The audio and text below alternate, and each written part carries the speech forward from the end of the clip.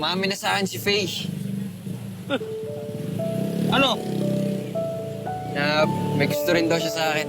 Uy, boss oh. Hoy, mas maniniwala pa ako sa politiko kaysa sa'yo. Sinungaling! Wala akong pakialam kahit di kayo maniwala. Ayun oh. Pantasa pa rin yun, no? Oh, ayan oh, tignan nyo. Wow! Parang nakuha mo yata lahat ng swerte, Vince. Mamahagi ka naman. Uy, naging undercover ka na, tapos magiging parte ka pa ng first farm. Swerte mo ka! Vince, panlibre ka naman. Ay, oo nga, tara! Sige na, kumuha na kayo dyan sa tindahan. Ayun! Ate! Siya magbabayad na ito, ha? Faye, Ah, kuya. nakita mo ba si Mami? Lumabas eh, pero hindi naman niya sa akin nasabi kung saan siya pupunta.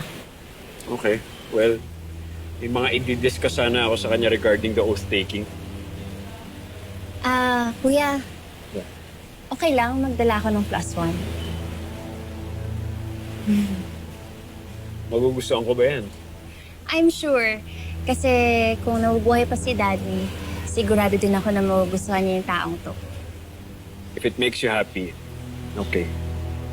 Hey. I'm excited to meet him. Thank you, kuya.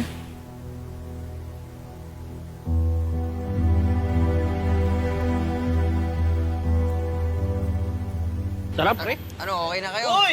Wala na talagang sasarap sa libre. Cheers, pare. Cheers. Sarap, son. Sarap mo. Uy, Pre, pare, basta. Ano? Ay.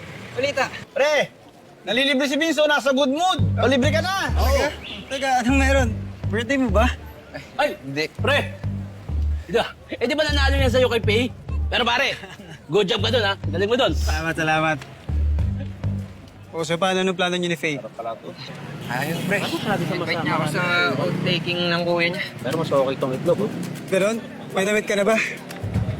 Yan nga, tol eh. Wala pa eh. Pwede naman kita pera, men. Talaga?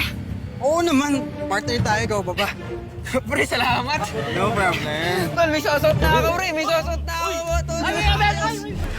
Ilan yung asukan niya? Thank you, pare. Thank you. Partner.